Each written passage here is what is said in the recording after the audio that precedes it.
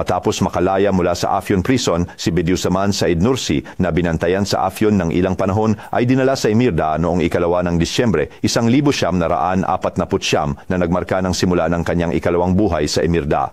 Ang panahong ito ay tatagal hanggang 25 ng Oktubre, 1951.